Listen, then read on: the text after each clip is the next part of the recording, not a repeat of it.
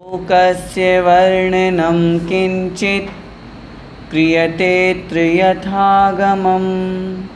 पंच परमेष्ठी भगवान की जय। द्वादशांग जिनवाणी माता की जय। संत शिरोमणि आचार्य भगवंत 108 श्री विद्यासागर जी महाराज की जय। परम पूज्य गुरुदेव मुनिपुंगव श्री 108 सुधा सागर जी महाराज की जय। अढ़ाई द्वीपस्थ समस्त मुनिराजों की जय। हम सभी लोग कर्णान योग दीपक भाग 3 पढ़ रहे हैं और जैसा कि कल की कक्षा में हमने 7 प्रश्नों के उत्तर जाने थे। अधोलोक में किस प्रकार 3 भाग पहली पृथ्वी रत्न प्रभा के बने हुए हैं, खर भाग, पंख भाग और अबहुल भाग। उसमें जो खर भाग है वह 16,000 योजन मोटा है, पंख भाग 84,000 योजन मोटा है और अबहुल भाग 80,000 योजन मोटा है। उस खर भाग के 16,000 में 1,000 योजन करते हुए एक दूसरे से जो संश्लिष्ट है, चिपकी हुई है, ऐसी 16 पृथ्वियाँ बनी हुई है, एक के नीचे एक के नीचे एक, इस तरह से। सबसे पहली पृथ्वी का नाम है चित्रा पृथ्वी, फिर वज्रा पृथ्वी, इस तरह से। हमको यह समझना है अधोलोक का प्रारंभ चित्रा पृथ्वी के नीचे से होता है, क्योंकि सुमेरु पर्वत की जो जड़ है वो चित्रा पृथ्वी के 1,000 योजन तक अंदर तक गहरी जाती है। यूँ समझ ले कि वज्रा को ऊपर से स्पर्श करती है। वो भाग ऊर्ध्वलोक के अंतर्गत, या हम जिसे मध्यलोक कहते हैं, 7 राजू को जब हम ऊपर के ऊर्ध्वलोक की गणना करते हैं तो मध्यलोक का 1,00,000 योजन कम ऊपर का 7 राजू ऊर्ध्वलोक कहलाता है। इसके बाद में हमने 7 पृथ्वियों के जो आधार थे, बाहल्य की जो चर्चा की गई थी, 32,000, 28,000 आदि, सरल था विषय। फिर उसके बाद में 7 पृथ्वियों के आधार में हमने 3 वातवलियों की चर्चा की थी, जो कि 20,000 योजन 3 वातवले प्रत्येक पृथ्वी के नीचे बने हुए हैं। पटलों की संख्या 13, 11, इस तरह से करते हुए 2-2 कम हुए थे। बिलों की संख्या भी सरल थी, 30 लाख, 25 लाख, उसमें समझाने वाला विषय नहीं था। अंतिम प्रश्न जो हमारा कल हुआ था उसमें कुछ लोगों की शंकाएं हमारे पास आई थी कि इसको आप एक बार फिर से पढ़ा दीजिएगा। अंतिम जो पैराग्राफ है, बाकी तो आप सभी लोगों को समझ में आ गया होगा। इस प्रश्न में क्या बताया गया है कि जो नरक पटलों में जो बिल बने हुए हैं वो बिल कैसे बने हुए हैं, उनका विन्यास मतलब विस्तार कैसा है, कौन से बिल कहाँ हैं, किस प्रकार है, वो वर्णन इसमें किया गया है। एक बार इस प्रश्न के उत्तर को हम फिर से पढ़ते हैं और इसको समझने की कोशिश करते हैं। उत्तर: नरक पटलों में बिलों का विन्यास इंद्रक, श्रेणीबद्ध और प्रकीर्णक रूप से है। क्या मतलब? 3 तरह के बिल बने हुए हैं वहाँ पे। जो सेंटर में है वो कहलाता है इंद्रक बिल। चारों दिशाओं में जो मुख्य 4 दिशाएं हैं, उत्तर, पूर्व, दक्षिण, पश्चिम, और 4 विदिशाएं, ईशान, आग्नेय, नैऋत्य और वायव्य, इन 8 दिशाओं में 4 दिशा और 4 विदिशाओं में जो पंक्तिबद्ध है, लाइन वाइज जो बने हुए हैं, वे कहलाते हैं श्रेणीबद्ध बिल। और दिशा विदिशा के बीच में इस तरह से, जैसे माना कि दिशा हो गई और ये विदिशा हो गई, तो इस तरह बीच में जो प्रकीर्णक फैले, यत्र तत्र पुष्प के समान जो फैले हुए हैं, वे कहलाते हैं प्रकीर्णक बिल। उन्हीं की चर्चा इसमें की गई है। देखिए, जो अपने पटल के सर्व बिलों के ठीक मध्य में होता है उसे इंद्रक बिल कहते हैं। इस इंद्रक बिल की चारों दिशाओं एवं विदिशाओं में जो बिल पंक्ति रूप से स्थित हैं उन्हें श्रेणीबद्ध बिल कहते हैं। जो श्रेणीबद्ध बिलों के बीच में बिखरे हुए पुष्पों के समान यत्र तत्र स्थित हैं उन्हें प्रकीर्णक बिल कहते हैं। जैसा कि अभी अपन ने समझा, यह रचना प्रत्येक पटल में होती है। पटल कितने हैं ये हम पहले पढ़ के आ चुके हैं।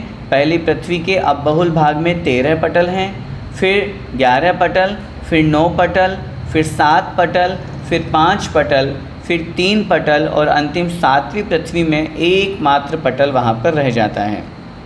प्रथम पृथ्वी के नरक के 13 पटलों में 13 इंद्रक बिल हैं और इसी जितने पटल हैं, चूँकि एक पटल में एक ही इंद्रक बिल है, तो जितने पटल हैं उस अनुसार वहाँ पर उतने इंद्रक बिल हो जाएंगे। यहाँ तक कि जो कथन था ये सरल था। अब जो अगला विषय है उसको थोड़ा सा हमको समझना है कि जो श्रेणीबद्ध बिल हैं वो कितने हैं और उनकी रचना कैसे कैसे कम कम होती जाती है। आइए पहले पढ़ते हैं, फिर हम समझेंगे। प्रथम नरक के प्रथम पटल में स्थित इंद्रक बिल की एक एक दिशा में 49 और विदिशाओं में 48 श्रेणीबद्ध बिल हैं। क्या मतलब हुआ समझिए। सेंटर में इंद्रक बिल हुआ, इसके चारों दिशाओं की जब हम बात करेंगे, मात्र चारों दिशाओं की, उसमें एक तरफ 49, इस तरफ 49, इस तरफ 49 और इस तरफ 49। पहले पटल की हम चर्चा कर रहे हैं, समझ में आ रहा है विषय। तो 49 बिल चारों दिशाओं में हो गए। विदिशाओं में 48 हैं। जो संख्या माना कि पूर्व दिशा में 49 है, तो जो इसके इधर इस तरफ विदिशा है जिसको हम आग्नेय कोण कहते हैं, वहाँ पर कितने होंगे? वहाँ पर 48 होंगे। ये पहले पटल की हमने चर्चा की। इसके बाद ये कह रहे हैं, अगली लाइन ध्यान से, द्वितीयाधिक इंद्रक बिल से लेकर सप्तम नरक स्थित अंतिम इंद्रक बिल तक श्रेणीबद्ध बिलों की संख्या एक एक कम होते होते अंतिम इंद्रक बिल की चारों दिशाओं में तो एक एक श्रेणीबद्ध बिल रह जाता है, परंतु विदिशाओं में श्रेणीबद्ध नहीं पाए जाते। क्या मतलब हुआ? अब ध्यान से समझिएगा। पहले पटल में चारों दिशाओं में 49 थे। पटल कितने हुए? 49। तो इसका मतलब ये हुआ अंतिम पटल में जब हम पहुंचेंगे, 7वें नरक के अंतिम पटल में, एक ही पटल है 7वें नरक में, उस अंतिम पटल में पहुंचेंगे तो दिशाओं वाला एक एक रह जाएगा। और विदिशा में 48 थे, तो एक एक कम करते करते गए तो अंतिम पटल में एक भी नहीं बचेगा, क्योंकि 48 ही है ना। इसीलिए मैंने कल आपसे निवेदन किया था कि अंतिम जो पटल है 7वें नरक का, उसमें मात्र 5 ही बिल हैं, एक इंद्रक बिल और 4 श्रेणीबद्ध बिल, बस, वो भी चारों दिशाओं में मात्र। ये अपन को यहाँ पर समझना है। यहाँ तक हमारा हो गया था, चूँकि ये विषय कुछ लोगों को समझ में नहीं आया था, इसलिए अपन ने रिपीट किया। आइए अब हम आगे का विषय पढ़ते हैं। प्रश्न संख्या 20 निकाल लीजिए। बिलों का विस्तार और आकार क्या है? अब हमें ये तो समझ में आ गया कि इस तरह से श्रेणीबद्ध, इंद्रक और प्रकीर्णक 3 तरह के बिल होते हैं। अब ये जो बिल ऐसे होते हैं, इनका विस्तार क्या है? कितने लंबे चौड़े हैं, कितने बड़े हैं, क्या आकृति वाले हैं? उत्तर, इंद्रक बिल संख्यात योजन विस्तार वाले ही होते हैं। नियम है ये। जैसे अगर हम बात करें पहली पृथ्वी का जो पहले पटल का जो पहला इंद्रक बिल है, अगर आप लोगों ने कभी विषय सुना हो तो पंच पैताला एक शब्द का प्रयोग अपन लोग करते हैं कि पूरे 3 लोक में 5 चीज़ें ऐसी है जो 45 लाख योजन की है, वो पंच पैताला कहलाती है। कौन कौन सी 5 चीज़ें हैं? अधोलोक से चलें तो सबसे पहले पहली पृथ्वी का पहले पटल का जो इंद्रक बिल है वो 45 लाख योजन विस्तार वाला है। पहली पृथ्वी का पहले पटल का इंद्रक बिल सेंटर पॉइंट वाला वो 45 लाख योजन विस्तार वाला है। मध्यलोक में हम आएंगे तो मध्यलोक में 45 लाख योजन का क्या है? पढ़ा होगा आप लोगों ने, ढाई द्वीप है ना, जिसे हम ढाई द्वीप कहते हैं, अढ़ाई द्वीप कहते हैं, अथवा मनुष्य लोक कहते हैं। मानुषोत्तर पर्वत के भीतर का जो एरिया है वो 45 लाख योजन का। ऊपर हम चलेंगे ऊर्ध्वलोक में, प्रथम स्वर्ग का पहला जो इंद्रक विमान है, पहले स्वर्ग के पहले पटल का जो इंद्रक विमान है वो भी 45 लाख योजन का है। ये 3 चीज़ें हमारी हो गई। और ऊपर बढ़ेंगे, हमने कल या परसों जब क्लास पढ़ी थी उस समय चर्चा आई थी, ईशत प्रागभार नाम की जो 8वीं पृथ्वी है उसकी ठीक बीचों बीच में एक सिद्ध शिला बनी हुई है। सिद्ध भगवान वहाँ नहीं रहते, वो सिद्ध शिला बनी हुई मात्र है। वो कितनी लंबी चौड़ी है? वो भी 45 लाख योजन विस्तार वाली है, गोल। ये 4 चीज़ें हो गई। और अंतिम जो तनुवात वलय में सिद्ध भगवान जहाँ निवास करते हैं, जिसे हम सिद्धालय अथवा सिद्ध क्षेत्र बोलते हैं, वो भी 45 लाख योजन का ही है, क्योंकि मनुष्य क्षेत्र से ही जीव सिद्ध अवस्था को प्राप्त करता है। और पूरे 45 लाख योजन का ऐसा कोई सा भी स्पेस नहीं है, पिन पॉइंट नहीं है, प्रदेश नहीं है जहाँ से जीव ने मोक्ष प्राप्त न किया हो। तो ये 5 चीज़ें ऐसी हैं। मैं एक बार फिर से, आप चूँकि लिख रहे हैं इसलिए नाम बोल देता हूँ। प्रथम नरक का, प्रथम पटल का इंद्रक बिल, सेकंड नंबर पे ढाई द्वीप अथवा मनुष्य क्षेत्र, थर्ड नंबर पे प्रथम स्वर्ग के प्रथम पटल का इंद्रक विमान, सेंटर पॉइंट वाला जो विमान है, इसके बाद में सिद्ध शिला, और फिर 5वें नंबर पे सिद्ध क्षेत्र या सिद्धालय। ये चर्चा मैंने इसलिए की क्योंकि यहाँ पर एक वाक्य लिखा हुआ है, इंद्रक बिल संख्यात योजन विस्तार वाले ही होते हैं। 45 लाख योजन किस में आएगा? संख्यात योजन में। इसलिए इंद्रक बिल संख्यात योजन विस्तार वाले ही होते हैं। आगे कह रहे हैं श्रेणीबद्ध बिल असंख्यात योजन विस्तार वाले ही होते हैं, नियम है। उनसे बड़े हैं दूसरे बिल, इंद्रक बिल से बड़े श्रेणीबद्ध बिल जो दिशाओं और विदिशाओं में हैं। और फिर कह रहे हैं प्रकीर्णकों में से कुछ प्रकीर्णक बिल संख्यात योजन और कुछ असंख्यात योजन विस्तार वाले ही होते हैं। ये बिल कैसे हैं? गोल, चौकोर और त्रिकोण आकार वाले हैं। तो यहाँ पे आकार भी बता दिया और विस्तार भी बता दिया। बहुत सरल है विषय, समझाने में इतना विशेष कुछ नहीं है। अपन को ये याद करने वाली चीज़ है कि जो इंद्रक बिल है वो संख्यात योजन विस्तार वाले ही होते हैं, श्रेणीबद्ध जो बिल हैं वो असंख्यात योजन विस्तार वाले ही होते हैं, और जो प्रकीर्णक बिल है वो संख्यात और असंख्यात दोनों प्रकार के योजन विस्तार वाले होते हैं। बिलों का जो आकार है वो गोल भी होता है, चौकोर भी होता है, त्रिकोण भी होता है। आगे भी इस विषय में और चर्चा करेंगे, वहाँ हम समझेंगे। अगला प्रश्न, नरक बिलों में शीत आदि की बाधा किस प्रकार है? ये प्रश्न इसलिए उपस्थित हुआ, छेड़ाला आदि ग्रंथों में जो प्रारंभिक विषय अपन पढ़ते हैं तो वहाँ पढ़ते हैं ऐसी शीत उष्णता थाय, मेरु समान लोह गल जाए, ऐसी शीत उष्णता थाय। तो शीत और उष्ण की जो बाधा है, जो व्याकुलता है, दुख है, वो कैसा है, वो यहाँ पे बताया जा रहा है। देखिए, प्रथम नरक पृथ्वी से लेकर 5वीं नरक पृथ्वी के 3/4 भाग पर्यंत अति उष्ण वेदना है, और 5वें नरक पृथ्वी के शेष 1/4 भाग में तथा 6ठे और 7वें नरक पृथ्वी में अतिशय शीत वेदना है। क्या मतलब हुआ? 7 नरक हैं हमारे पास। उन 7 नरकों में से 4 में तो नियम से ऊपर 4 में तो नियम से कौन सी वेदना? मात्र उष्ण की वेदना, शीत का वहाँ काम नहीं। जो 5वीं पृथ्वी है उसके 3/4 भाग में 1/4, मैंने कहा 5वीं नरक पृथ्वी के शेष 1/4 भाग में नहीं, जब हम उष्ण वेदना की बात करेंगे तो 5वीं पृथ्वी के 3/4 भाग में, उस 5वीं पृथ्वी के अपन ने 4 टुकड़े किए, उसमें से 3/4 भाग जो जाएगा, 75% जो जाएगा, वो उष्ण की वेदना में जाएगा।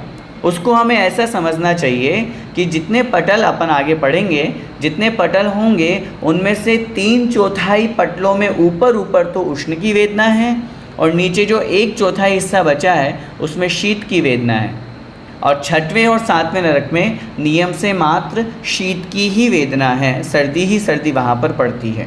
तो इस प्रकार मिक्सअप नहीं है मौसम। ऐसा नहीं समझना कि जैसे अपने यहाँ मौसम परिवर्तन होता है वैसे वहाँ भी होता होगा, नहीं। वहाँ मौसम हमेशा एक जैसा ही रहता है, और एक जैसा मौसम खुशनुमा नहीं रहता।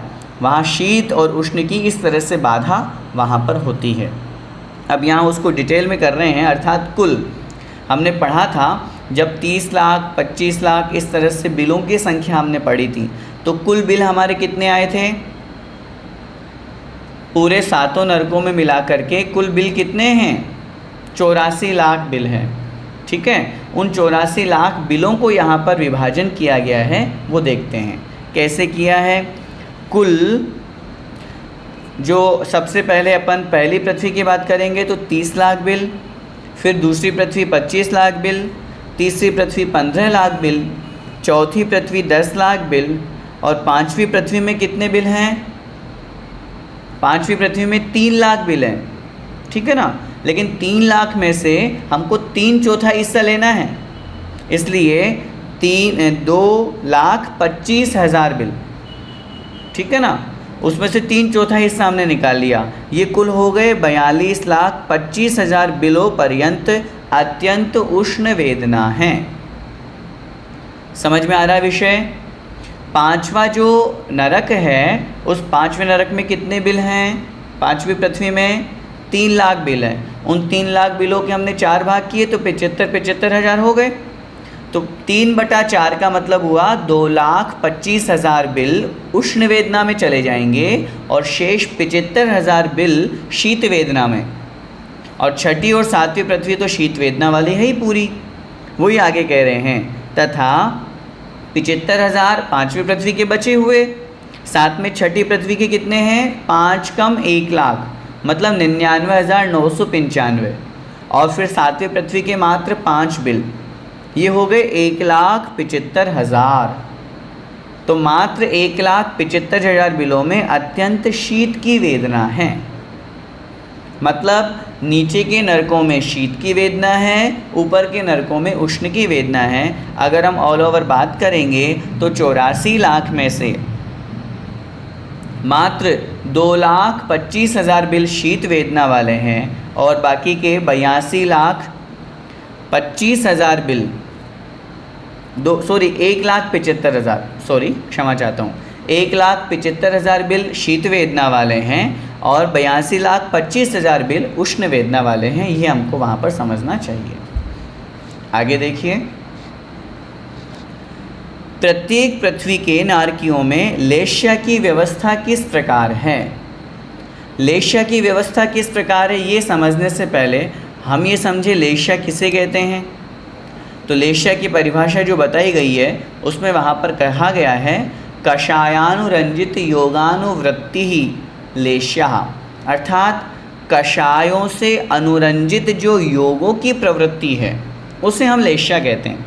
या हम यूँ भी कह सकते हैं लिम्पति इति लेश्या, अर्थात जो आत्मा को कर्मों से लिप्त करती है उसका नाम लेश्या है। लेश्या आत्मा के परिणामों का नाम है। ये आत्मा के परिणाम 6 प्रकार के होते हैं, उनमें से 3 शुभ और 3 अशुभ। इस तरह से 2 भागों में इनका डिवीज़न, इनका विभाजन किया गया है। उनमें से 3 शुभ लेश्या को हम यूँ समझ सकते हैं कि शुभ, शुभतर और शुभतम, अर्थात अच्छी और अच्छी और अच्छी। और जो अशुभ लेश्या है उसको इसी तरह से अशुभ, अशुभतर, अशुभतम, इस तरह से बांटा गया है। कृष्ण, नील, कापोत ये 3 अशुभ लेश्याएँ हैं और पीत, पद्म और शुक्ल ये 3 शुभ लेश्याएँ हैं। सबसे पहले तो हम इस बात को समझ लें, नरकों में मात्र अशुभ लेश्या ही पाई जाती है, शुभ लेश्या नहीं होती। अब प्रश्न यही उपस्थित होगा जो अपन ने यहाँ पर किया है कि 3 लेश्या है अशुभ और नरक है 7, तो विभाजन कैसे हुआ, वो विभाजन का उत्तर हम समझते हैं। प्रथम और द्वितीय पृथ्वी के नारकियों में कापोत लेश्या। पहले तो ये हमको भी समझना है कि नीचे नीचे जाएंगे तो अशुभ से अशुभ लेश्या होती जाएगी। जो जो हम नीचे जाएंगे तो ऊपर के जो नरक हैं उनमें उन 3 अशुभ लेश्याओं में जो प्रथम वाली है कृष्ण, नील, कापोत, तो कापोत वाली लेश्या वहाँ पर कही है।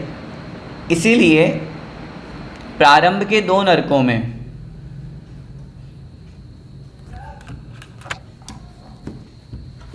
थोड़ा सा लाइट का डिस्टरबेंस हुआ है, मैं देखता हूँ।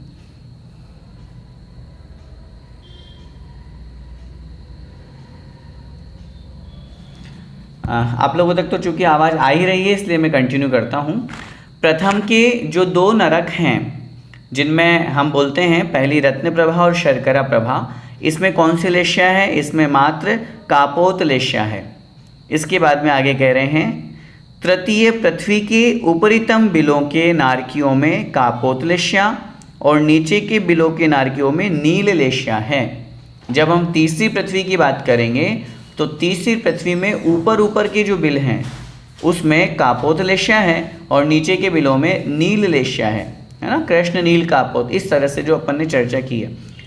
मतलब तीसरी पृथ्वी में हम ये कहने में सामान्य से आ जाता है कि कापोत भी और नील भी है, लेकिन वो कापोत और नील मिक्सअप नहीं है। ऐसा नहीं समझिएगा कि कापोत और नील मिक्सअप है। ऊपर के जो पटल हैं तीसरी पृथ्वी के, उसमें अपन को समझना चाहिए वहाँ तो कापोत लेश्या है और नीचे के पटलों में नील लेश्या है। फिर आगे कह रहे हैं चतुर्थ पृथ्वी के नारकियों में नील लेश्या है। पांचवी पंचम पृथ्वी के ऊपरीतम बिलों के नारकियों में नील लेश्या और नीचे के बिलों के नारकियों में कृष्ण लेश्या है। किसकी बात की हमने? पांचवी पृथ्वी की बात की। अर्थात पांचवी पृथ्वी में ऊपरीतम बिलों में तो नील लेश्या है, क्योंकि चौथे में पूरी नील थी सही। उसके साथ में पांचवी पृथ्वी के ऊपर के जो बिल हैं उनमें नील लेश्या है और नीचे के जो पटल में जो बिल बने हुए हैं उनमें कृष्ण लेश्या है। इसके बाद में कह रहे हैं छठी पृथ्वी षष्ठ पृथ्वी के नारकियों में कृष्ण और सप्तम पृथ्वी के नारकियों में परम कृष्ण लेश्या होती है। मतलब छठी पृथ्वी में कृष्ण लेश्या तो होगी, सातवीं पृथ्वी में भी कृष्ण लेश्या है, लेकिन उस कृष्ण लेश्या का अनुभाग और ज़्यादा तीव्र होगा, इसलिए उसको वहाँ पर नाम दे दिया परम कृष्ण लेश्या। जैसे हम देवों में भी बात करते हैं आगे और आगे करेंगे भी सही, तो उसमें ऊपर के जो देव हैं उनमें शुक्ल है, तो और ऊपर के देवों में परम शुक्ल लेश्या है, तो वहाँ शुक्ल लेश्या का अनुभाग और तीव्र है। तो ऐसे ही यहाँ पर नरक में जो कृष्ण लेश्या है उसका अनुभाग हमें और तीव्र जानना चाहिए। हमें ये भी समझना चाहिए जिन पटलों में कापोत लेश्या कही, जैसे कृष्ण नील कापोत, कापोत के साथ में तीसरे नरक में अपन ने नील लेश्या की भी चर्चा की, तो तीसरे नरक के नीचे के पटलों में नील लेश्या में और चौथे नरक के पटलों में जो नील लेश्या है उनमें समानता नहीं होगी। वो नील लेश्या का अनुभाग और ज़्यादा तीव्र होगा, नील जो है वो और ज़्यादा उस रूप में होगी। ठीक है, तो इस प्रकार यहाँ पर ये अंतर हमको समझना है। आगे कह रहे हैं नारकियों में द्रव्य लेश्या तो आयु प्रमाण एक सरीखी रहती है, एक जैसी होती है। नारकी जीव जो होते हैं उनमें जो द्रव्य लेश्या है वो तो एक जैसी रहेगी, लेकिन परंतु भाव लेश्या एक रहते हुए भी उसमें अंतर मुहूर्त में परिवर्तन होता है। भावलेश्या में परिवर्तन नहीं होगा, भावलेश्या जिस नरक में जो कही गई है वो उसी अनुसार होगी, लेकिन उसके बावजूद भी उस भावलेश्या में परिवर्तन होने के बावजूद भी अंतर्मुहूर्त परिवर्तन ये नहीं होगा कि कृष्ण की नील बन जाए या नील की कापोत बन जाए, ऐसा परिवर्तन नहीं होगा।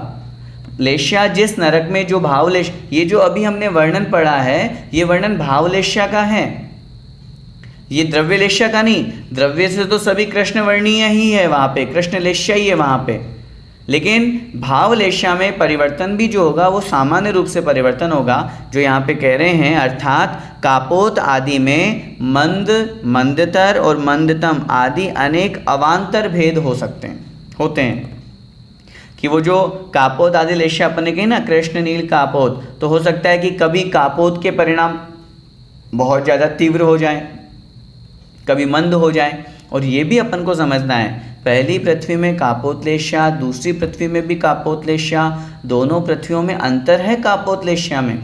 दूसरी पृथ्वी की जो कापोत लेश्या होगी उसका अनुभाग तीव्र होगा, तो वहाँ तद्रुप परिणाम वहाँ पर और ज़्यादा खराब होंगे, इसलिए उन दोनों में वहाँ पर अंतर किया गया है। इस प्रकार ये लेश्या का वर्णन सातों नरकों की दृष्टि से कहा गया है।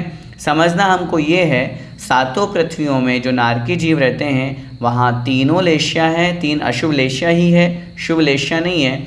द्रव्य लेश्या मात्र जो कही गई है, द्रव्य लेश्या वो कृष्णवर्णीय कृष्ण लेश्या ही कही गई है, कभी परिवर्तन भी उनका नहीं होता है। भाव लेश्या जो कही गई है उनमें भी परिवर्तन तो नहीं होता स्थूल रूप से तो, लेकिन सूक्ष्म रूप से चूँकि परिणाम अंतर्मुहूर्त से ज़्यादा एक जगह नहीं रहते हैं, तो उस अनुसार उनके परिणाम बदल जाने से उस लेश्या के अनुभाग में मंद, मंदतर और मंदतम की अपेक्षा से डिफरेंस आ जाता है।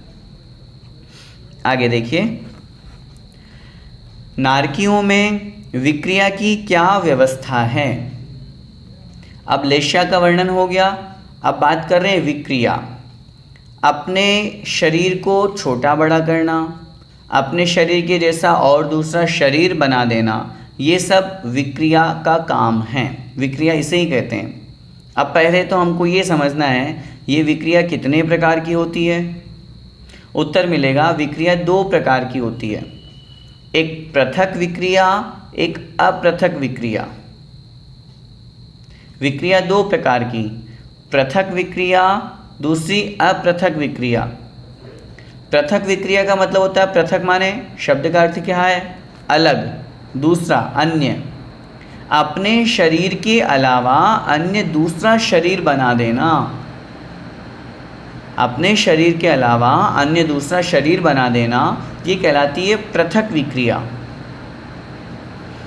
दूसरी है अपृथक विक्रिया, अपने ही शरीर को छोटा बड़ा, हल्का भारी, हाथ कोई भाला बना दिया या कुछ भी, मतलब अन्य नहीं बना करके अपने ही शरीर में जो कुछ भी चेंजेस होता है वो कहलाती है अपृथक विक्रिया। हमको समझना ये है नारकी जीवों की मात्र अपृथक विक्रिया ही होती है, पृथक नहीं होती। वो अपने शरीर को जैसा चाहे वैसा बना लेंगे, लेकिन अपने शरीर के अलावा कोई दूसरा नया शरीर नहीं बना सकते, जैसे देवता बनाते हैं। देवगणों के द्वारा, देवताओं के द्वारा पृथक और अपृथक दोनों प्रकार की विक्रिया होती है। तभी तो अपन पढ़ते हैं ना, सौधर्मेंद्र कितने शरीर बना सकता है। मूल शरीर तो स्वर्ग में ही रहता है, विमान में ही रहता है, उत्तर शरीर से सब जगह उनका आना जाना होता है। वही चीज़ अपन को अब यहाँ नारकी में समझना है, नारकियों की मात्र अपृथक विक्रिया ही होती है। वही लाइन यहाँ पे कह रहे हैं, देखिए उत्तर में, पाप की तीव्रता से नारकी अपृथक विक्रिया ही कर पाते हैं। पाप की तीव्रता से, क्योंकि पृथक विक्रिया बनाने के लिए पुण्य चाहिए। जैसे चक्रवर्ती भी पृथक विक्रिया बनाता है, 96,000 अपने औदारिक विक्रिया शरीर बनाता है ना, तो वो पुण्यशाली जीव है, तभी तो उसके वो पृथक विक्रिया बन पाई। अपृथक विक्रिया तद्रूप नारकी जीवों की ही होती है, नारकी जीव लोग करते हैं। इसलिए यहाँ कह रहे हैं पाप की तीव्रता से नारकी अपृथक विक्रिया ही कर पाते हैं, अर्थात स्वकीय शरीर को ही, स्वकीय मतलब अपने स्वयं के शरीर को ही सर्प, सिंह, व्याघ्र, भेड़िया, उल्लू, कौवा, बिच्छू, गिद्ध, कुत्ता, रीछ आदि रूप तथा, ये तो पशु आदि के रूप में उन्होंने बना लिया, अब हथियार के रूप में भी बना लेते हैं अपने शरीर को, तथा त्रिशूल, अग्नि, बर्छी, सेल, मुदगर आदि रूप विक्रिया करते हैं। जब नारकी जीवों के लड़ने झगड़ने का हम वर्णन पढ़ते हैं तब ये वर्णन आगे आएगा भी सही, और हम वहाँ पर ये समझेंगे कि कोई नारकी ने अपने शरीर को भाला बना लिया, अपने शरीर को त्रिशूल बना लिया, छुरी बना लिया, अपने हाथ को ऐसा बना लिया। अपने शरीर में जैसा चाहे वो परिवर्तन कर सकते हैं, दूसरा शरीर नहीं बना सकते। सिंह बहुत तेज, किसी को डराने के लिए, मारने के लिए, दहाड़ने के लिए, सिंह या शेर, बिच्छू, सर्प, ये सब रूप वो धारण कर सकते हैं। देवों के समान पृथक विक्रिया नहीं कर सकते हैं, क्योंकि जिस प्रकार देवताओं के द्वारा पृथक विक्रिया की जाती है वो विक्रिया नारकी जीवों के नहीं होती है। ये बात हमको अच्छी तरह से समझनी चाहिए। अपृथक विक्रिया में वो पशु आदि रूप में भी विक्रिया कर सकते हैं और शस्त्र आदि, आयुध आदि रूप में भी कर सकते हैं। कुछ लोग कहने में आते हैं, कुछ लोग कहते हैं कि नरकों में जब पशु पाए ही नहीं जाते, वहाँ पे शेर कहाँ से आया, वहाँ से तिर्यंच जीव कहाँ से आए, तो उत्तर ये मिलेगा वहाँ उत्पन्न नहीं होते, वहाँ विकलत्रे जन्म नहीं लेते। विकलत्रे नहीं लेते तो पंचेंद्रिय तिर्यंच तो सवाल ही नहीं है। वहाँ वे नारकी जीव ही अपनी विक्रिया के माध्यम से वो शेर, चीता, भालू, रीछ इस तरह से अपने शरीर को वैसा रूप परिणमा लेते हैं और अन्य नारकियों को वो कष्ट देते हैं। अगला प्रश्न देखें, नारकियों के शरीर का उत्सेध अर्थात ऊंचाई क्या है, मतलब कौन से नारकियों के शरीर की कितनी ऊंचाई है, वो यहाँ पर प्रश्न किया गया है। उत्तर, प्रथम पृथ्वी के अंतिम पटल के, प्रथम पृथ्वी में कितने पटल, 13 पटल, उन 13 पटलों में से अंतिम 13वें पटल के नारकियों के शरीर की ऊंचाई 7 धनुष, 3 हाथ और 6 अंगुल प्रमाण हैं। ध्यान से, ये संख्या हमको याद रखनी है। ये याद इसलिए रखनी है क्योंकि आगे हम फिर डबल डबल करते जाएंगे। आगे हम डबल डबल करेंगे, इसलिए ये संख्या हमको याद रखनी है। 7 धनुष, 3 हाथ और 6 अंगुल। इसमें अपने को ये बात और समझनी है, लिख लीजिए चाहो तो, 24 अंगुल का 1 हाथ होता है। 24 अंगुल 24 अंगुल बराबर 1 हाथ, और 4 हाथ बराबर 1 धनुष। 24 अंगुल बराबर 1 हाथ और 4 हाथ बराबर 1 धनुष। आगे देखिए, अब ये जो ऊंचाई बताई जा रही है, ये मोटे रूप में तो हम कह देते हैं, पहले नरक के नारकियों की ऊंचाई कितनी है? पहले नरक के नारकियों की ऊंचाई 7 धनुष, 3 हाथ और 6 अंगुल है। ये पहले नरक के अंतिम पटल की समझिएगा। आगे कह रहे हैं, शेष द्वितीय आदि पृथ्वियों के अंतिम पटल में रहने वाले नारकियों के शरीर की ऊंचाई क्रमशः दूनी दूनी होते होते सप्तम पृथ्वी के पटल में रहने वाले नारकियों के शरीर की ऊंचाई 500 धनुष प्रमाण होती है। अंतिम पटल से लगाना है। अब इसको थोड़ा सा एक्सरसाइज कीजिए अपनी कॉपी में, यहाँ पे नहीं दिया हुआ है, अपन करते हैं। पहले नरक के अपन मोटे रूप में पहला नरक लिखते हैं, और समझना ये है कि प्रत्येक नरक के अंतिम पटल की हम अवगाहना ऊंचाई समझ रहे हैं। तो 7 धनुष, 3 हाथ, 6 अंगुल। जब हम डबल करेंगे तो कितना हो जाएगा? 14 धनुष और 3 हाथ की जगह कितना हो जाएगा? 6 हाथ। ठीक है, 6 हाथ। और उधर अंगुल कितने हो गए? 12 अंगुल। लेकिन एक काम हमको करना है, जब हमारे हाथ 6 हो गए तो 4 हाथ का 1 धनुष होता है। तो 4 हाथ का 1 धनुष होता है, तो उधर जब हमने 7 को 14 किया था तो 1 धनुष उधर प्लस कर दीजिए और इधर 2 हाथ रहने दीजिए। तो दूसरे नरक के अंतिम पटल की अवगाहना हो जाएगी 15 धनुष, 2 हाथ और 12 अंगुल। समझ में आया? इसके बाद में तीसरे नरक का लिखिए, डबल कर दीजिए। 15 को 30 कर देंगे तो कितना हो जाएगा? 15 को डबल करेंगे तो 30, और इधर 2 हाथ को क्या किया हमने? 4 हाथ कर दिया, और 4 हाथ का 1 धनुष हो गया, तो 30 को 1 में प्लस कर दीजिए, तो वहाँ हो गया 31 धनुष, 31। और इधर हमने 12 अंगुल थे, 12 अंगुल को क्या कर दिया हमने? 24 अंगुल, और 24 अंगुल का क्या होता है? 1 हाथ। तो हम लिखेंगे 31 धनुष 1 हाथ। ये तीसरे नरक के अंतिम पटल की उत्कृष्ट अवगाहना, उत्कृष्ट हाइट है। इसके बाद में हम चौथे नरक की बात करेंगे। कहाँ तक पहुँच गए हम? 31 धनुष और 1 हाथ। इसको डबल कर दीजिए, 62 धनुष 2 हाथ, 62। किसकी है ये? चौथे नरक की। समझ में आ रहा है विषय? अब 62 धनुष 2 हाथ को फिर आगे डबल करेंगे तो क्या हो जाएगा? 62 का दुगना कितना होगा? 124, 124, 124 धनुष, और 2 हाथ का कितना हो गया? 4 हाथ। तो 4 हाथ का कितना धनुष होता है? 1 धनुष। तो हम 124 में 1 प्लस कर देंगे, तो 5वें नरक की उत्कृष्ट अवगाहना आ जाएगी 125 धनुष। डबल डबल करते जा रहे हैं अपन। अब 125 5वें की आ गई। अब छठे नरक की अंतिम पटल की उत्कृष्ट अवगाहना कितनी होती है? 125 को डबल कर दीजिए। अब धनुष का और अंगुल का तो अब हाथ का और अंगुल का तो हिसाब छूट गया। अब 125 धनुष को डबल करेंगे तो बन जाएंगे 250 धनुष, और 7वें नरक की उत्कृष्ट अवगाहना, और उत्कृष्ट वहाँ तो एक ही पटल है इसलिए उत्कृष्ट जगन्य का वहाँ भेद नहीं होगा, तो वो हो जाएगी 500 धनुष। इस तरह से ये 500 धनुष जो अपन ने अभी लाइन पढ़ी कि 7वें नरक में दूनी दूनी होते होते सप्तम पृथ्वी के पटल में रहने वाले नारकियों के शरीर की ऊंचाई 500 धनुष की होती है। इसीलिए हमको ये संख्या याद रखनी है पहले वाली, 7 धनुष, 3 हाथ और 6 अंगुल। और ये भी हमको याद रखना है 24 अंगुल का 1 हाथ होता है और 4 हाथ का 1 धनुष होता है।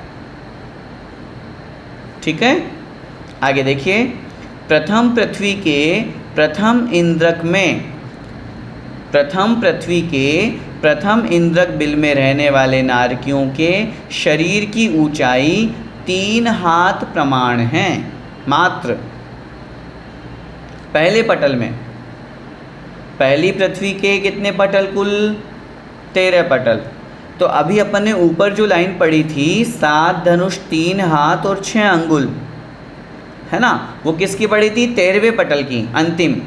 और पहले पटल की हाइट कितनी है? पहले पटल में रहने वाले नारकियों की मात्र 3 हाथ।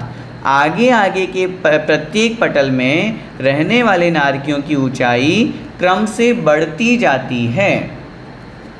पहले पटल में 3 हाथ थी, आगे आगे बढ़ती 13वें पटल में वो 7 धनुष, 3 हाथ और 6 अंगुल हो गई। इसी तरह से जब हम दूसरी पृथ्वी की बात करेंगे तो दूसरी पृथ्वी के प्रथम पटल में इससे बढ़ती हुई 7 धनुष, 3 हाथ और 6 अंगुल से बढ़ती अंतिम पटल में जब हम पहुंचेंगे तो इससे जस्ट डबल अपन को अंतिम पटल में मिलेगी। ये अपने को समझना है। डबल जो पूरी कुल हमको डबल या जो दोगुना हमने किया है वो अंतिम पटल में मिलेगा। मध्य के जो पटल हैं उसमें पहले वाली से ज़्यादा और जो उत्कृष्ट है अंतिम पटल से उससे कम होती जाएगी। बीच का मध्य बढ़ता जाएगा वो रेशो। ये बात यहाँ पे की गई है।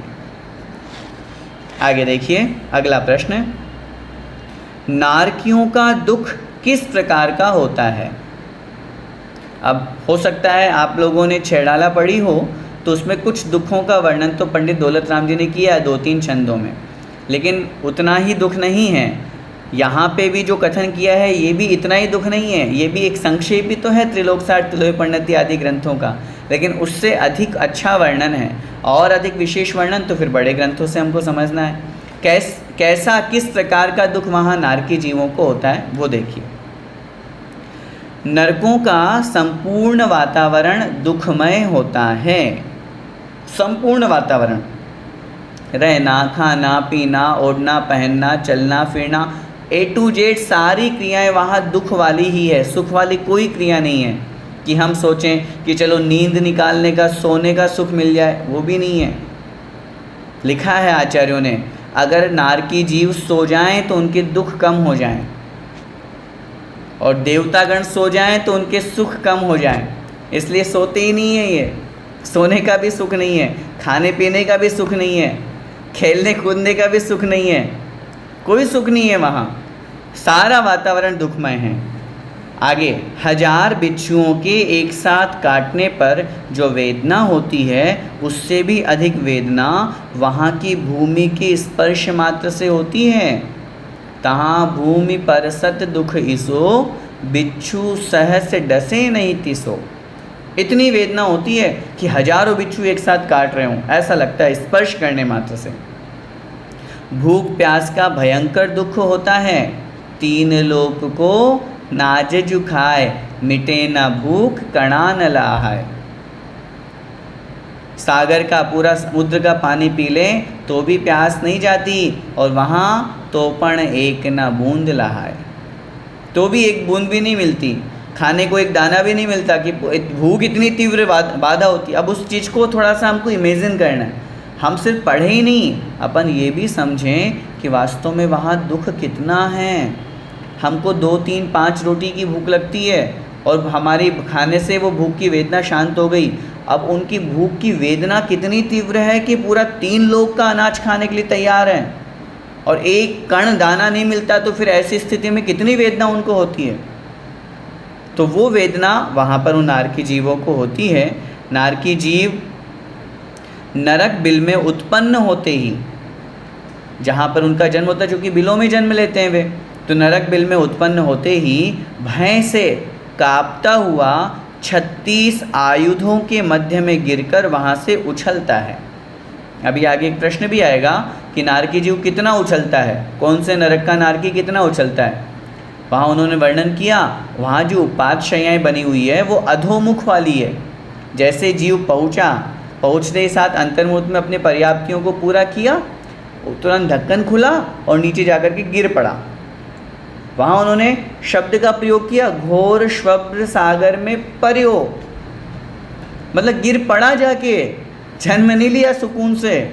और जैसे ही पड़ा तो किस पे पड़ा, नीचे 36 प्रकार के आयुध शस्त्र, बिल्कुल तलवार छुरी भाले ये सब वहाँ गड़े हुए हैं प्राकृतिक रूप से, और उनके पे जाकर के वो गिरता है और फिर उछलता है, फिर गिरता है, फिर उछलता है, फिर गिरता है। इस तरह का दुख वहाँ नारकी जीवों को होता है।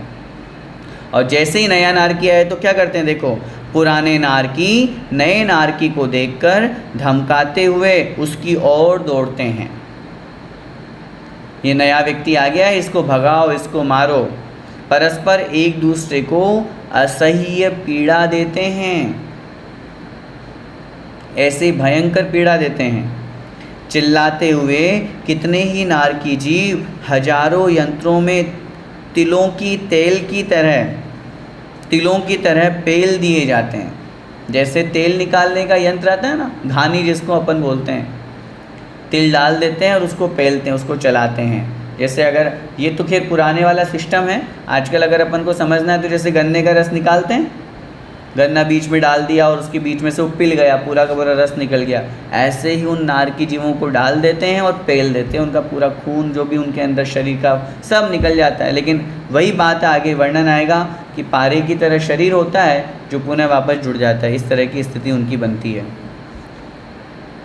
चिल्लाते हुए नारकी कितने ही जीव हजारों यंत्रों से तिलों की तरह पेल दिए जाते हैं। कितने ही नारकी जीवों को सांकल, आरी, करोत, भाला आदि से अन्य नारकी जीव पीड़ा देते हैं। ये सब कहाँ से आए, ये सब उन्होंने बना लिए।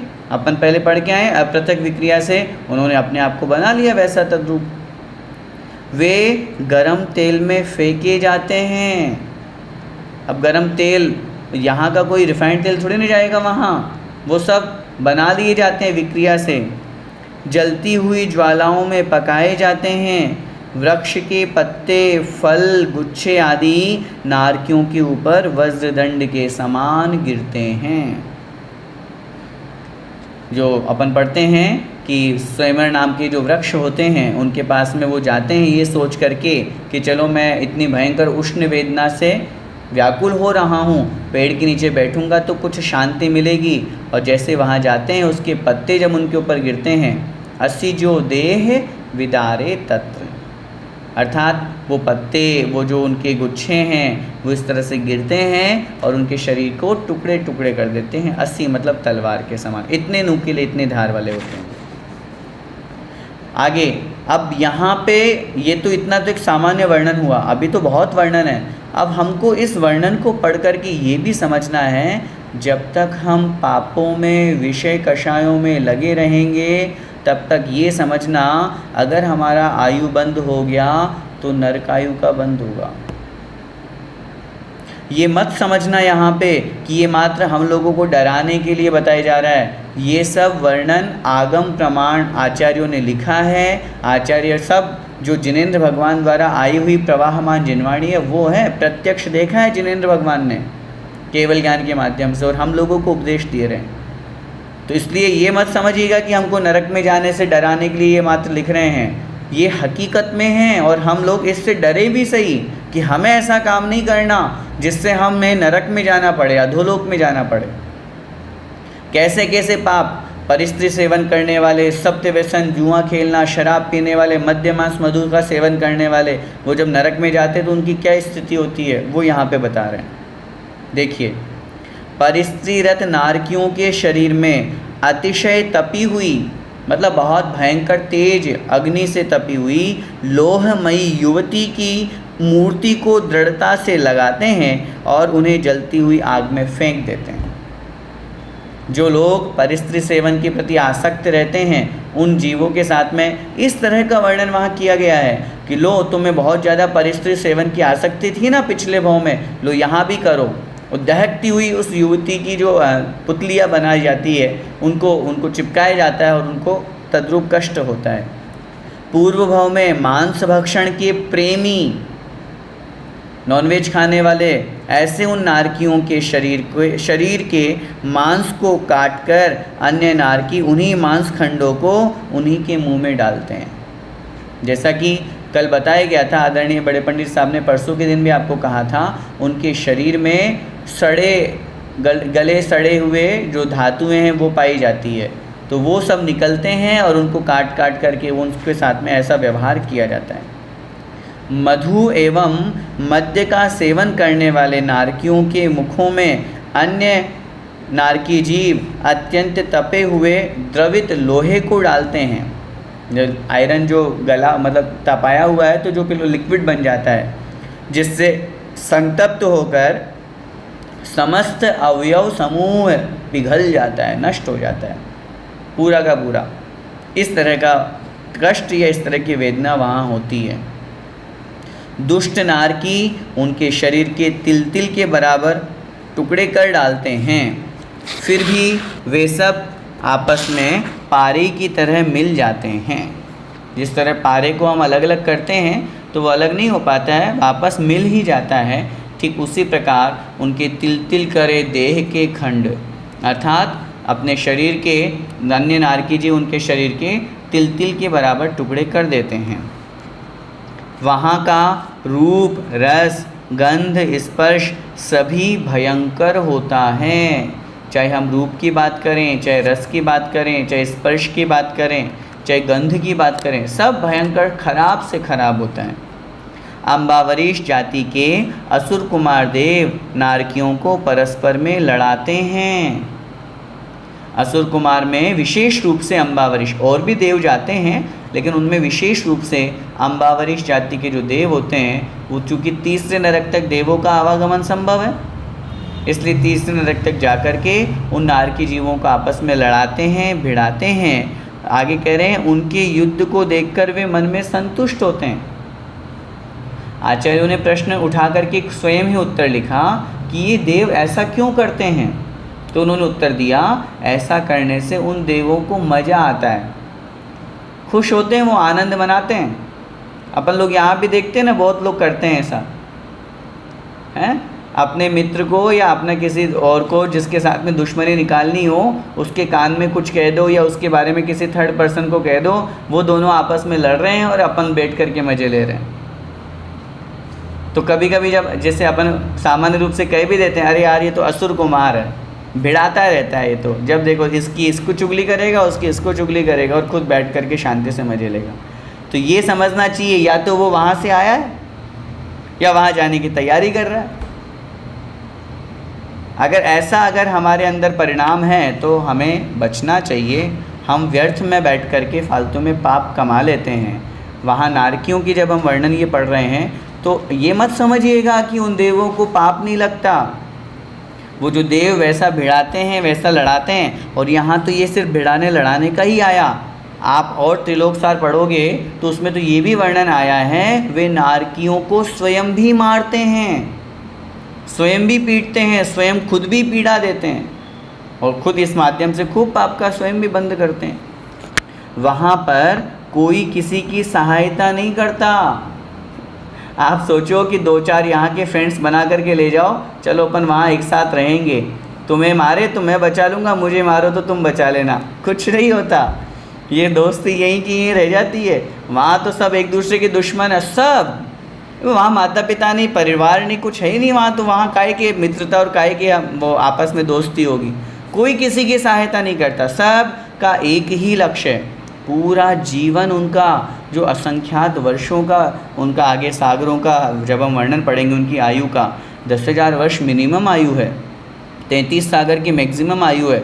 ये ऐसे असंख्यात वर्ष उनके एक ही काम में निकल जाते पूरे, मारना, लड़ना, झगड़ना, पीटना, पड़ना, ये सब सारे, इसके अलावा और कोई काम है ही नहीं उनका। नारकी जीवों को नेत्र की टिमकार मात्र भी सुख नहीं है, इतना सा भी सुख नहीं है। कहने में भले ही आता है कि जब तीर्थंकर भगवान का जन्म होता है तब उस समय तीनों लोकों में शांति होती है। तो भैया कितनी सी देर के लिए, क्षण मात्र के लिए, वो तो पता ही नहीं चलता। इतना सारा दुख उनको मिल रहा है तो क्षण मात्र का उनको कहाँ पता चल पाएगा। ये रात दिन दुख रूपी अग्नि में जलते ही रहते हैं। इस प्रकार ये जो नारकी जीव हैं हमेशा पूरे जीवन भर 24 घंटे जितनी उनकी आयु है पूरा दुख ही दुख उठाते हैं। सुख नाम की वहाँ चीज़ है ही नहीं।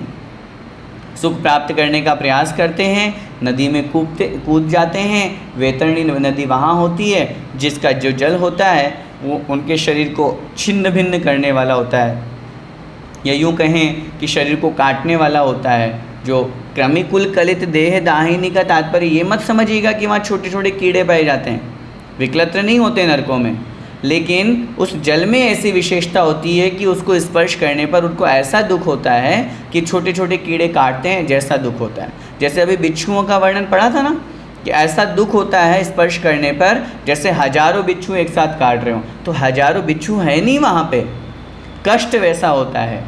तो इस प्रकार पूरा जीवन उनका, चाहे वो खाने पीने संबंधी अपन बात करें आगे वर्णन आएगा, भूख लगती तो क्या खाते हैं, वहाँ की दुर्गंध में मिट्टी खाते हैं जिसको हम सूंघ भी नहीं सकते हैं। इस तरह की मिट्टी का वो भक्षण करते हैं और पीने के लिए कुछ होता नहीं है, एक दूसरे से लड़ाई झगड़े के अलावा और कोई काम वहाँ पर नहीं होता है। इस प्रकार नारकी जीवों के ये दुख होते हैं। बस आज के लिए इतना ही। अब हम प्रश्नोत्तर ले लेते हैं, उसके बाद फिर शेष प्रश्न हम कल देखेंगे। विनय को बुला देना, बड़ी स्क्रीन चालू करना, कैसे निकालते हैं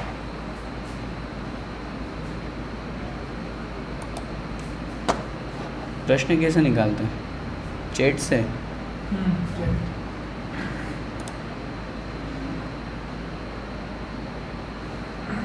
स्क्रीन बड़ी कैसे होगी?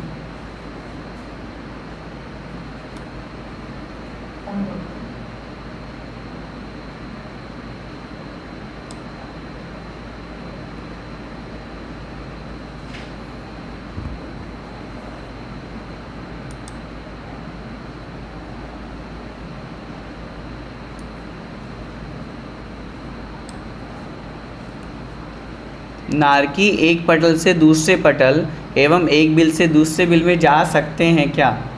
क्यों भाई, दूसरे बिल में कोई रिश्तेदार है क्या? पहली बात तो पटल ऐसे अलग अलग है तो पटल से पटल में जाने का तो सवाल ही नहीं है। रही बात बिल से बिल में, तो बिल पूरा पेक है, फिर ऊपर से मुख खुला हुआ है जहाँ से जन्म हुआ था, उसके बाद में आने जाने की कोई व्यवस्था वहाँ पे नहीं होती है। इसलिए जो नारकी जहाँ जन्म लेते हैं उसी बिल में पूरे जीवन भर रहते हैं, दूसरे अन्य बिलों में उनका आवागमन नहीं होता है, न बिल में और न पटल में। पटल पृथ्वी में धंसे हैं तो श्वासोच्छ्वास लेने के लिए हवा की आपूर्ति कैसे होती है? वृक्ष आदि न होने पर ऑक्सीजन कैसे बनती है? प्रश्न आपका अच्छा है, लेकिन ये स्वाभाविक प्रक्रिया है। वहाँ पर श्वास लेने के लिए क्या वस्तुएं होती है? क्योंकि अगर हम ये मानेंगे कि पृथ्वी के अंदर ऑक्सीजन नहीं है तो किसी प्रकार का और श्वासोच्छ्वास रूप वहाँ पर व्यवस्था होती होगी उसी के द्वारा, क्योंकि श्वासोच्छ्वास रूप पर्याप्त तो है ही सही, उनके प्राण तो है ही सही, तो वो तो अपन को मानना ही पड़ेगा। लेकिन अब श्वास के रूप में जो वहाँ पर व्यवस्था है वैसी वायु वो ग्रहण करते हैं। इंद्रक श्रेणीबद्ध एवं प्रकीर्णक बिलों के अनेक पटलों में एक दूसरे के नीचे एवं उतने ही बड़े बिल होते हैं या नहीं? घटने वाले श्रेणीबद्ध एवं प्रकीर्णक बिलों को छोड़कर हो सकते हैं, लेकिन इसका विस्तार जो दिया गया है वो संख्यात योजन दिया गया है। इसके लिए और हमें विशेष अन्य ग्रंथ देखने चाहिए जिसमें उनका अलग अलग एक एक बिल का विस्तार भी आचार्यों ने शास्त्रों में लिखा है। इसलिए होने में कोई आपत्ति नहीं, उनके समान आकार वाले भी हो सकते हैं और छोटे बड़े भी हो सकते हैं।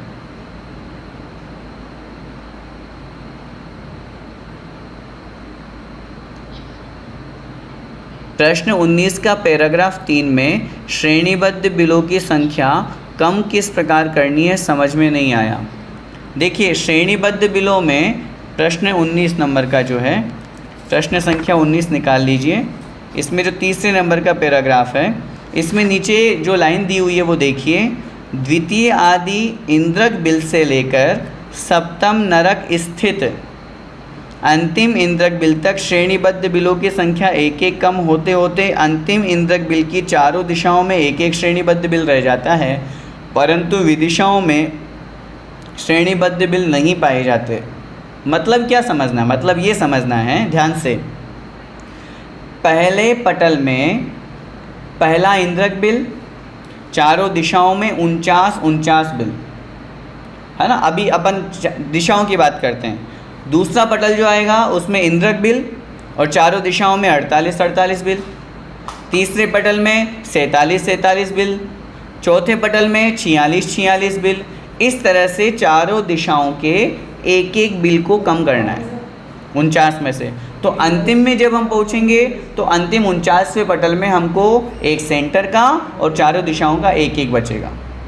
जब हम बात करेंगे विदिशाओं की, तो विदिशाओं में पहले पटल में कितने थे, पहले पटल में 48, फिर वापस नीचे आएंगे तो दूसरे पटल में 47, तीसरे पटल में 46, चौथे पटल में 45। इस तरह से एक एक कम कम होता जाएगा तो अंतिम पटल में एक भी नहीं बचेगा। यूँ समझ लो 48वें पटल में एक बचेगा।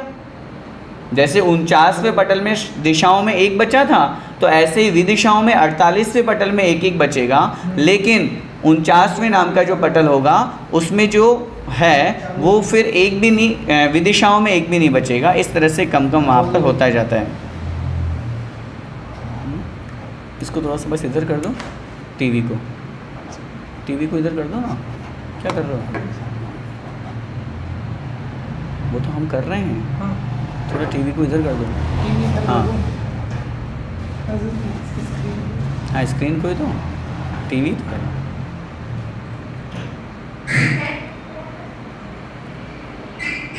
ठीक है। जैसा कि आपने बताया, सुमेरु पर्वत की चूलिका से प्रथम स्वर्ग में सिर्फ एक बाल का अंतर है, तो यदि कोई सुमेरु पर्वत के शिखर पर खड़ा होगा तो क्या वह स्वर्ग को छू सकता है? पहली बात तो चूलिका पे क्यों खड़ा होगा? चूलिका पे खड़े हो ही नहीं सकते। चूलिका पे खड़ा होने, जब खड़े होने की जगह ही नहीं जब एक बाल का अंतर है तो चूलिका पे खड़े होने की जगह ही नहीं है, तो खड़े कैसे हो सकते हैं? प्रश्न वैसे ही करें। सातों नरकों में अब बहुल भाग होते हैं? नहीं, पहले नरक में होते हैं। पहले नरक के ही 3 भाग है, खर भाग, पंख भाग और अब बहुल भाग। बस पहले पृथ्वी की 3 टुकड़े किए हैं और किसी भी नरक के नहीं किए। और सभी पृथ्वियों में एक एक ही भाग है। शर्करा प्रभा में बिल्कुल 1000 ऊपर योजन छोड़ दो, नीचे का 1000 छोड़ दो, बाकी बीच में 25 लाख बिल। उसमें कोई खर भाग, पंख भाग, अबोल भाग ऐसा कोई टुकड़े नहीं किए गए हैं।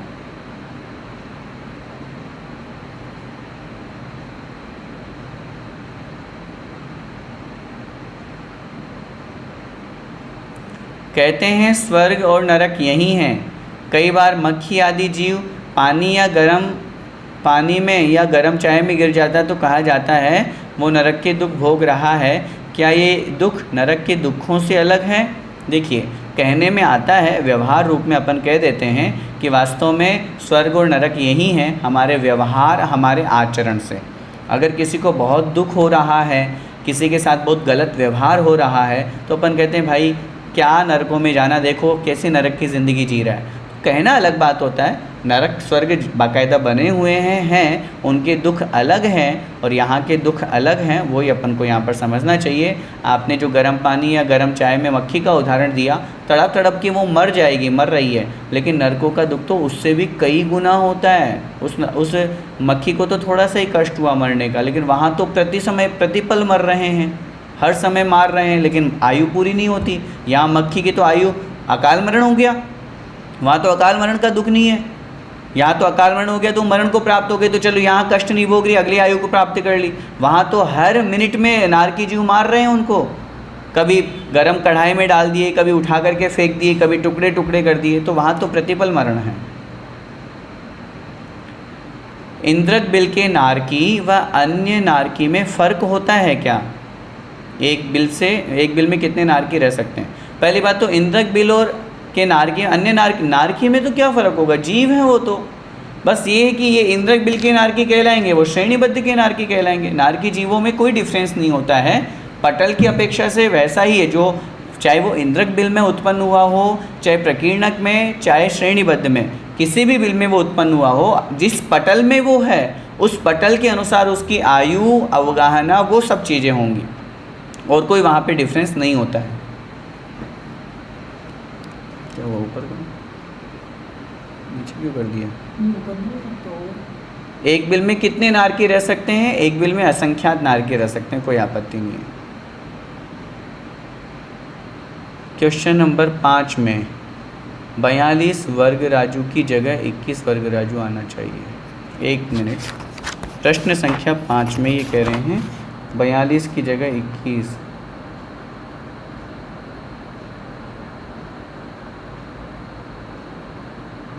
नहीं, क्यों आएगा 21? जिन महानुभावों ने ये भेजा है, क्षेत्रफल और घनफल को दूना करने से 21 गुणा 2 बराबर 42 वर्ग राजू है, और 147 बटा 2 इंटू 2 147।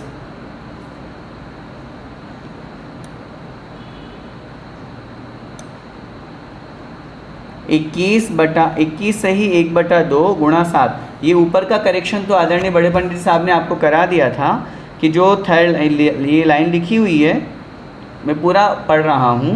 अर्ध ऊर्ध्व लोक मुख में 1 राजू, भूमि 5 राजू, दोनों को जोड़कर आधा करने से 3 राजू हो गए।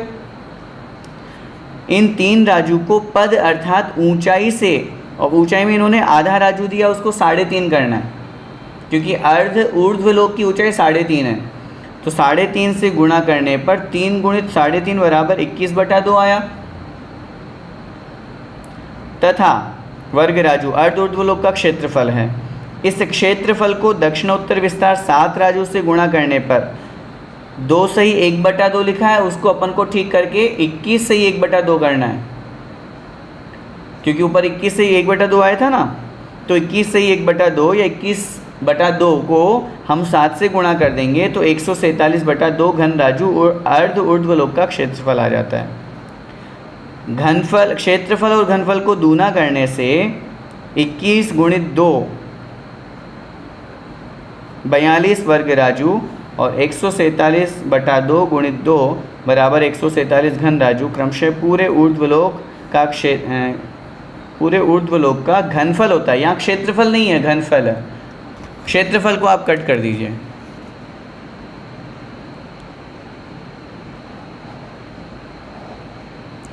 कलकल पृथ्वी का अन्य नाम क्या है? कलकल पृथ्वी का अन्य नाम नहीं है। पहली बात तो कलकल नहीं है, कलकला है। और अन्य नाम शास्त्रों में और तो कहीं हमें पढ़ने को मिला नहीं।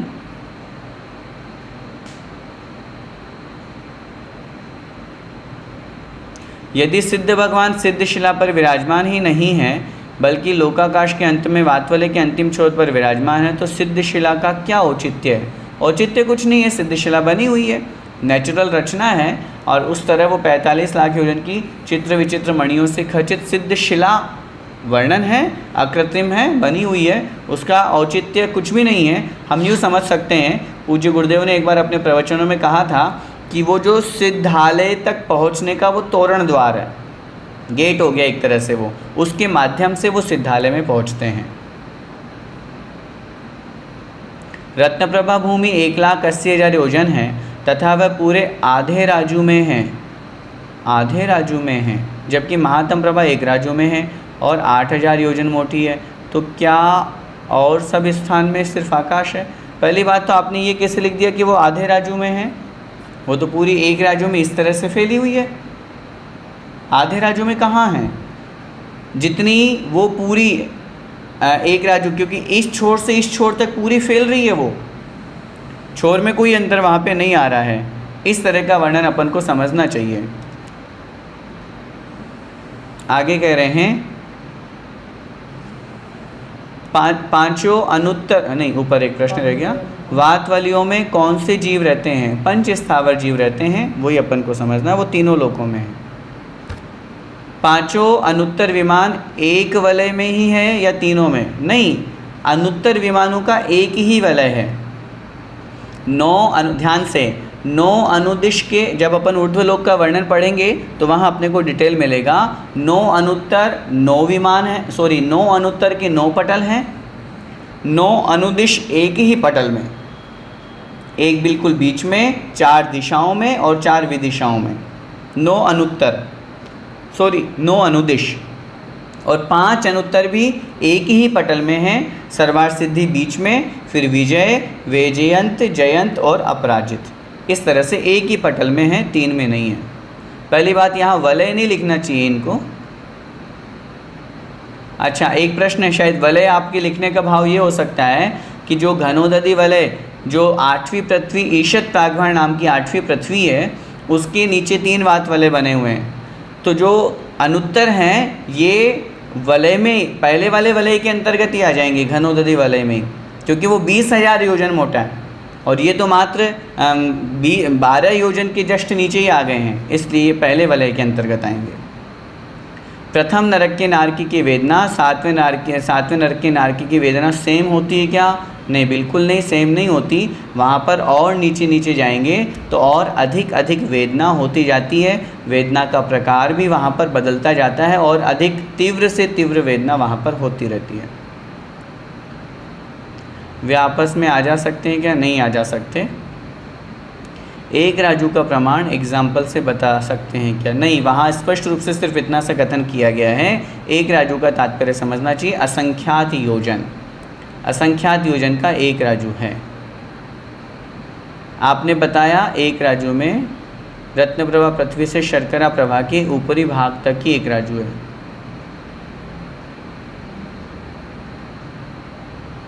रत्न प्रभा और शर्करा प्रभा मिलाकर एक राजू का क्षेत्र है। इस विषय में मैं आदरणीय बड़े पंडित जी साहब से चर्चा करके और फिर कल आपको उत्तर दूंगा। मेरे पास में प्रश्न आया था कि जो एक राजू का प्रमाण है वो हमें कहाँ से कहाँ तक समझना चाहिए, वो मैं आपको कल क्लियर कर दूंगा। जैसा कि नक्शे में दिखाया गया है, क्या सिद्धशिला की चौड़ाई एक राजू नहीं है? यदि ऐसा है तो निर्वाण प्राप्त करने वाले सिद्ध भगवान नियम से बिना मोड़े लिए कैसे जाएंगे? क्या मतलब? सिद्धशिला की चौड़ाई एक राजू क्यों बना रहे हैं? ईशत प्रागभार नाम की पृथ्वी है एक राजू, उसके बीच में 45 लाख योजन का स्थान का नाम ही तो सिद्धशिला है। यूँ समझ लीजिए, जैसे उदाहरण दिया जाता है, जैसे आप माताएं बहनें आटा लगाती हैं भोजन बनाने के लिए, चपाती रोटी बनाने के लिए, तो आपने आटा लगा करके रख दिया गीला और उसमें आधा कटा हुआ नींबू लिया और उसके बीचों बीच में डाल दिया, बीचों बीच अंदर घुसा दिया, ठीक है ना? तो वो जैसे बना हुआ है ऐसे ही 8 योजन की जो ईशत प्रागभार 8वीं पृथ्वी है, उसके बीचों बीच में वो आधे कटे हुए नींबू के समान वो सिद्धशिला बनी हुई है। वो कितनी है? वो 45 लाख योजन की है। एक राजू होने का सवाल ही नहीं है।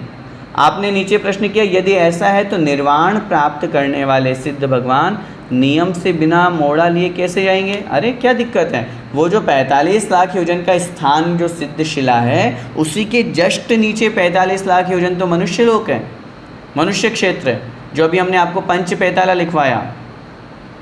तो 45 लाख योजन का जो स्थान पूरा मध्य लोक में बना हुआ है गोल, वो का वही सेम एज इट इज़ वही ऊपर सिद्धशिला बनती है, वैसे उतना ही स्पेस वाला। तो इसलिए बिना मोड़ा लिए सिद्ध भगवान वहाँ सिद्धालय में विराजमान होते हैं। आगे, प्रकीर्णक बिल की संख्या नहीं बताई। प्रकीर्णक बिल की संख्या स्पेशल अलग अलग पटल की नहीं बताई है, यहाँ नहीं बताई गई है, अन्य ग्रंथों में है। चूँकि पूर्ण रूप से बड़ा व्याख्यान हो जाएगा इसलिए नहीं बताया। अपन को समझना है तो कैसे समझें? बहुत सरल है। अगर प्रकीर्णक बिलों की संख्या हमको जाननी है, पहले नरक में कितने बिल हैं कुल? पहले नरक में तो उत्तर मिलेगा पहले नरक में कुल 30 लाख बिल हैं, ठीक है ना? अब उन 30 लाख बिलों में से 13 पटल हैं, तो 13 तो इंद्रक बिल हो गए और 49 ऐसे हैं दिशाओं में और 48 विदिशाओं में हैं। तो उनको 13 पटल तक आप कम करते जाइए और उनका प्लस आगे लगा दीजिए। तो इंद्रक बिल और श्रेणीबद्ध बिल की संख्या जितनी आएगी उतने बिलों को कम कर लीजिए, शेष बचे हुए प्रकीर्णक बिल हो जाएंगे। फार्मूला फिर से समझिए, पहले नरक में 30 लाख बिल हैं। उन 30 लाख बिलों में इंद्रक बिल कितने होंगे? 13 पटल है तो 13 इंद्रक बिल हो गए। और श्रेणीबद्ध बिल कितने होंगे? पहले पटल में 49, 49, 49, 49, विदिशाओं में 48, 48, 48, 48। नीचे जाएंगे दूसरे पटल में तो एक एक कम कर दीजिए। तो 13वें पटल में जितने बिल आएंगे उनकी संख्या को आप टोटल कर लीजिए बराबर करके, और साथ में 13 इंद्रक बिलों को मिला दीजिए। जितनी संख्या आएगी उस संख्या को हम माइनस कर देंगे 30 लाख में से, तो शेष जितने भी बचेंगे वो प्रकीर्णक बिल कहलाएंगे। श्रेणीबद्ध बिलों के नियमानुसार कृपया उदाहरणार्थ धूम प्रभा पृथ्वी की दिशा और विदिशाओं की रचना को करके बताएं। रत्न, शर्करा, बालुका, पंख, धूम, तम, महातम। अब आपने धूम प्रभा पूछा है तो वो चूँकि बीच में से पूछा है इसलिए पूरा हमको बनाना पड़ेगा। हम ऐसा समझ लेते हैं कि पहली पृथ्वी का जो पहला पटल है उसमें पहले पटल में दिशाओं में 49 और विदिशाओं में 48। इसके लिए आपको एक छोटा सा काम करना है। अगर आप थोड़ी मेहनत कर सकें, जो भी सज्जन ये प्रश्न कर रहे हैं वो अपनी कॉपी में नीचे संख्या कम कम लिखते जाएं। 49 बार अपन को लिखनी है। 49 पटल है इसलिए 49 बार आप लिखेंगे। तो जब आप 49 बार लिखेंगे तो आपको खुद पता चल जाएगा कि धूम प्रभा में अथवा और अन्य किसी भी पृथ्वी में किस तरह दिशा में और विदिशा में बिल कम होते जा रहे हैं। अपन को ये ध्यान रखना है अंतिम जो पटल रहेगा उसमें श्रेणीबद्ध विदिशाओं में एक भी नहीं रहेगा, दिशाओं में एक रहेगा बस, और सेंटर में एक रहेगा। 16वें प्रश्न के उत्तर में आखिरी पंक्ति फिर से समझा दीजिए। देखिए 16वें नंबर का प्रश्न, पृथ्वी की मोटाई से कम एक एक राजू के अंतराल से अंतिम सारी पृथ्वियाँ स्थित है। मैंने कल आपसे निवेदन किया था जो पृथ्वियाँ बनी हुई है पहली पृथ्वी से दूसरी पृथ्वी के बीच में कितना गैप है, पहली पृथ्वी से दूसरी पृथ्वी के बीच में कितना गैप है ये जानने के लिए जो पहली पृथ्वी की मोटाई है उसको कम कर दीजिए तो शेष बचा हुआ राजू जो है, शेष बचा हुआ जो स्थान है वो उनके बीच का अंतराल हो जाएगा। जैसे उदाहरण, पहली पृथ्वी 1,80,000 योजन मोटी है और उस पहली पृथ्वी से लेकर के नीचे असंख्यात योजन खाली स्थान 20-20 हज़ार योजन के बाद वाले हो गए, फिर असंख्यात योजन खाली स्थान, फिर शर्करा प्रभा प्रारंभ हो रही है।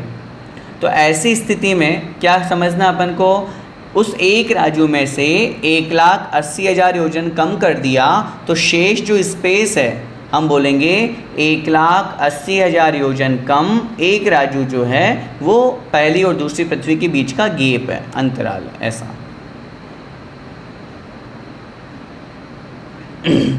पंच पैताला सुना है, ठीक है, बता दिया आपको। इन्होंने कहा 45 लाख का सुमेरु पर्वत भी तो होता है। नहीं, गलत है आपका उत्तर। 45 लाख का नहीं होता, वो तो 1 लाख योजन का होता है, वो भी ऊर्ध्व की अपेक्षा से, ऊंचाई की अपेक्षा से। इंद्रक और श्रेणीबद्ध बिल की संख्या है पर प्रकीर्णक की संख्या यहाँ नहीं लिखी, उसको हमें लगा लेना चाहिए। नारकी जीव, देवगति के जीव और एकेंद्रीय जीवों के कौन सा सहनन होता है। इन जीवों के शरीर में हड्डी नहीं होती है इसलिए इनके सहनन की चर्चा नहीं की गई है। कलकला भूमि में शीत या उष्ण है, नहीं है, वहाँ पे कोई चर्चा नहीं है क्योंकि शीत और उष्ण की जो वेदना की चर्चा है वो मात्र नरकों तक ही दी हुई है, नरकों तक ही उसका वर्णन है। कलकला भाग में या निष्कुट क्षेत्र में वहाँ सामान्य है, वहाँ कोई कथन नहीं किया। क्या देवों के भी शीत उष्ण होता है? बिल्कुल, वहाँ पर शीत और उष्ण होता है लेकिन वहाँ वेदना नहीं होती, वहाँ पर सामान्य मौसम होता है जिनसे उनको सुख और आनंद की अनुभूति होती है। अत्यधिक शीत अथवा अत्यधिक उष्ण वेदना नहीं होती। पहले पटल का इंद्रक बिल 45 लाख योजन का है तो क्या शेष 48 पटलों के इंद्रक बिलों का विस्तार कितना है? ये अभी हमें याद नहीं है, हमें अन्य ग्रंथों से देख लेना चाहिए। अंतिम प्रश्न, नारकी के अपृथक विक्रिया क्यों नहीं होती?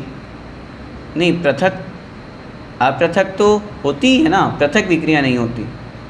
शीत बिलों के अंदर ज़्यादा वेदना होती होगी क्योंकि ये बिल ये नीचे के बिल हैं।